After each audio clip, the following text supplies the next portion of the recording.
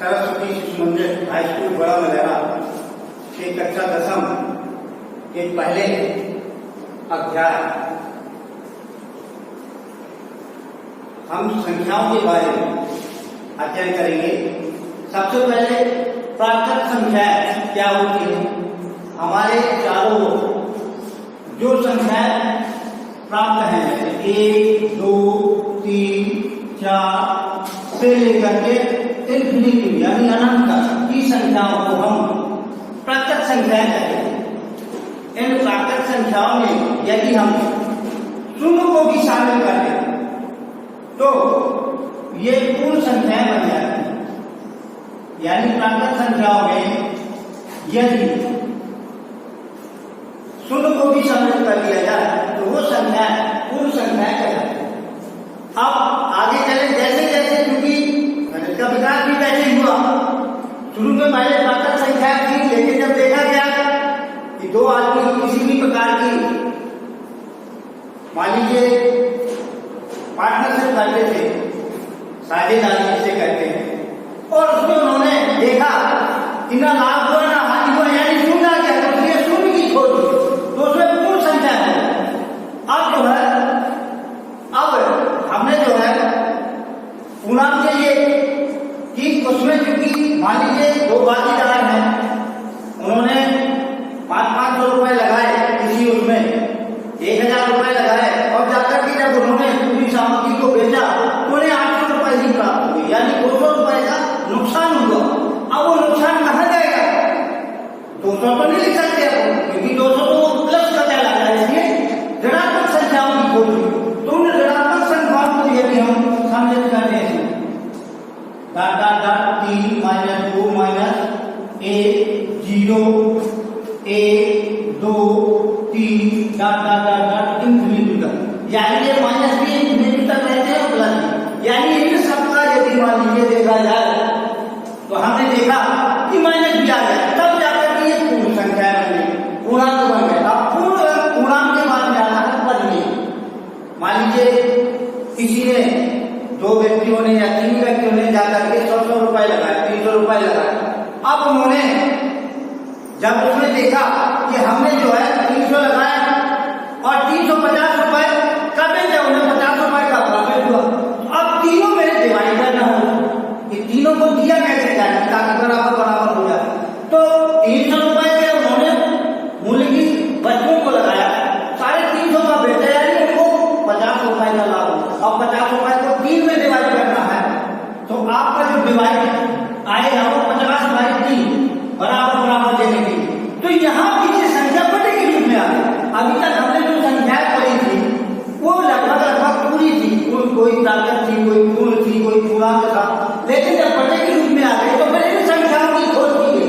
इन्हें हम बोलते हैं परिमेय संख्याएं, जो P/Q के रूप में होती है, जहां पे Q बराबर 0 ना हो, Q बराबर 0 ना हो, क्योंकि अगर 0 होगा तो उसका मान जो है इन्फिनिटी आएगा, अनंत। इसलिए P/Q के रूप में जो जिन संख्याओं को हम रखते हैं उन्हें हम परिमेय संख्याएं कहते हैं। फिर आता है परिमेय के बाद अपरिमेय, ऐसी संख्याएं जिनका पूरा मान ज्ञात नहीं किया जा सकता है, वे सारी संख्याएं अपरिमेय संख्याएं कहलाती हैं। जैसे जितनी भी अभाज्य संख्याएं हैं उन सबको यदि हम परिमेय के रूप में मान निकालें तो ये सभी संख्याएं अपरिमेय कहलाती हैं। तात्पर्य पूरा भाग नहीं जाता है, तो ऐसी संख्याओं को पर अपरिमेय संख्याएं कहते हैं। और ये परिमेय और अपरिमेय यदि इन दोनों संख्याओं को मिला करके जो बनती है उन संख्याओं को हम वास्तविक संख्याएं कहते हैं। और यही वास्तविक संख्याओं के बारे में आज हम अध्याय 1 के बारे में पढ़ेंगे। वास्तविक संख्या यानी परिमेय संख्या और अपरिमेय संख्या, इन दोनों संख्याओं को मिलाकर के जो संख्याएं बनती हैं उन्हें हम वास्तविक संख्याएं कहते हैं। वास्तविक संख्याओं का एक फार्मूला, वो फार्मूला है जब हम किसी संख्या में 4 संख्याएं करते हैं, जोड़ घटाना जब हम चारों संख्याओं का काम करते हैं गणित में, तो उन संख्याओं के बीच में एक सूत्र बनता है जिसे हम कहते हैं भाज्य बराबर भाज्य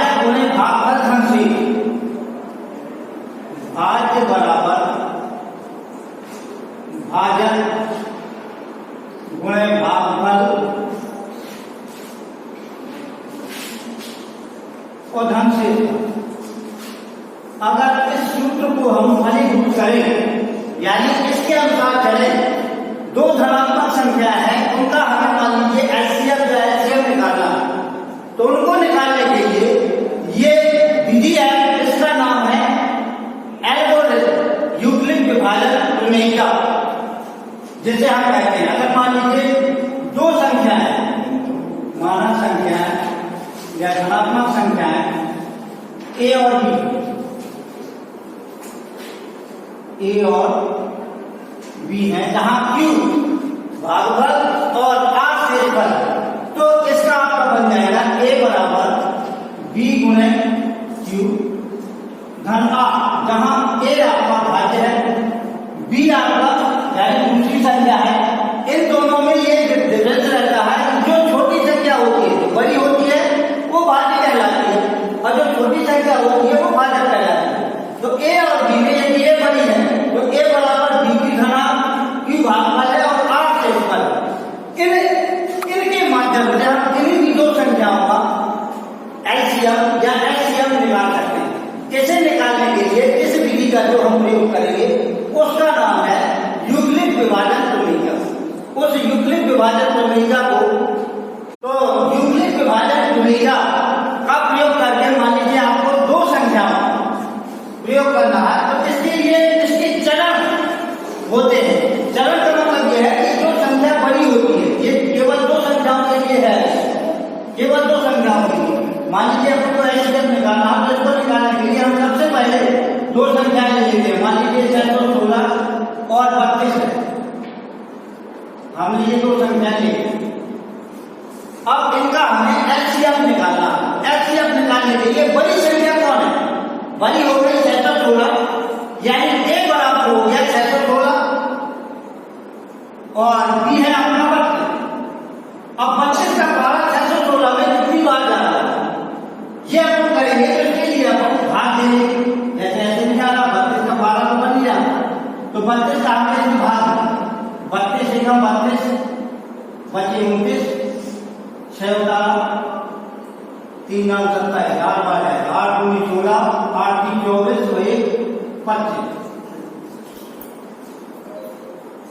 तो बल्कि 9 बार है, 9 दूनी 18, 9 की 27 तो 1 28 8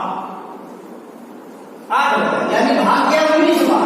32 गुणे 19 और शेष फल आया आपका जी 8, शेष फल कहलाता है 8। ये पहला चरण हो गया, पहला चरण हो गया, यानी इसका भाग किया था हमने 32।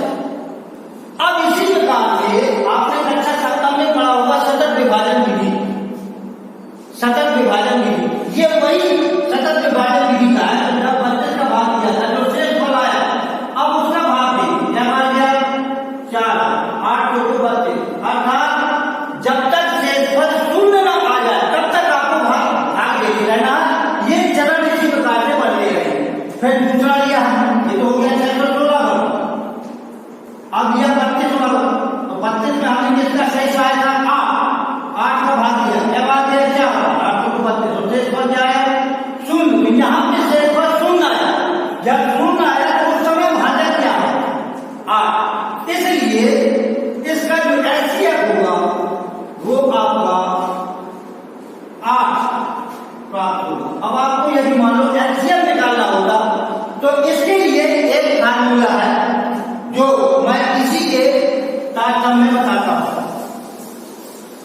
अगर दो संख्या है, हमने कक्षा 6 में 7 में 8 में सभी कक्षाओं में पढ़ा है कि दो संख्याओं का है, यदि दो संख्या दी गई हो तो दो संख्याओं का एचसीएफ लघुत्तम समापवर्तक गुणे एचसीएफ बराबर दोनों संख्याओं का गुणनफल होगा, ये बराबर होगा।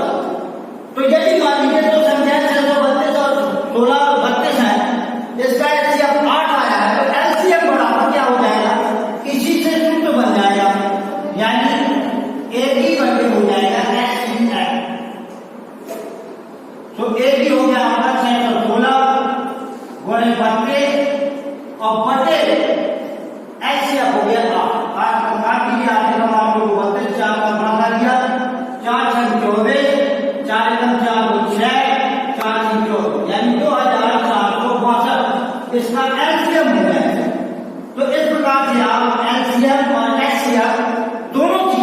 याद कर लेंगे।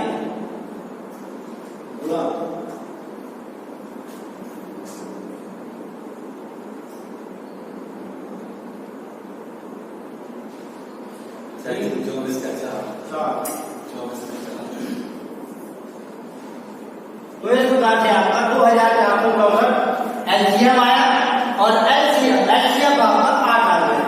इसी प्रकार से आपकी जो प्रश्नावली 1.1 है उसमें भी यही आपको निकालना है, एलसीएम याद करना है। प्रश्नावली 1.1 के पहले सवाल का पहला सवाल हल करेंगे, जो अभी आपने पिछली वीडियो में दोनों चीजें देखी थी। ए बराबर बी है बी क्यू धन आर, जो आपने सूत्र को देखा जिसे हम यूक्लिड विभाजन प्रमेयिका कहते हैं।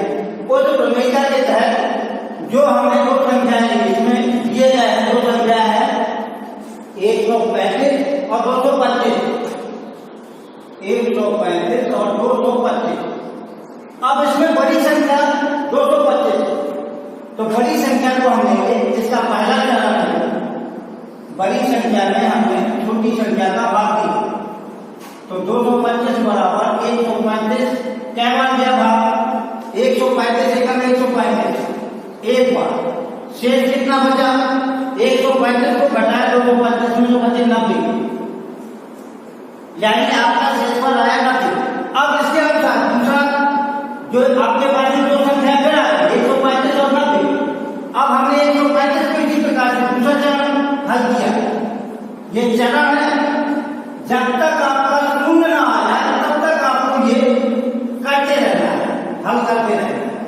तो 135 में हमने 90 का भाग दिया, 90 एकम 90, क्या बचा?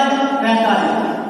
अभी भी शेषफल शून्य नहीं आया, तो इसका तीसरा चरण भी करेंगे। तीनों चरणों में देखेंगे कि 90 बराबर आ गया आपका 45, क्या बार गया 2 बार, और शेषफल आ गया शून्य। जहां शेषफल शून्य आया तो जिसका हमने भाग दिया था, जो भाजक है, वही आपका एलसीएम हो जाएगा। अतः एलसीएम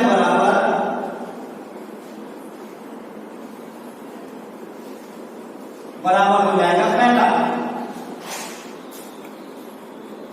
यानी कोई संख्या जितने भी चरणों में हो, जितने ही आधार पर किया जाए, वो पूरा का पूरा जब तक शेषफल शून्य ना आ जाए, इसका चरण यही जब तक शेषफल शून्य ना आ जाए तब तक अपन को इस प्रक्रिया से गुजरना है और करना है। जब शेषफल शून्य आ जाए तो लास्ट में जिसका भाग दिया वही इसका एलसीएम यानी महत्तम समापन तक कहलाता है।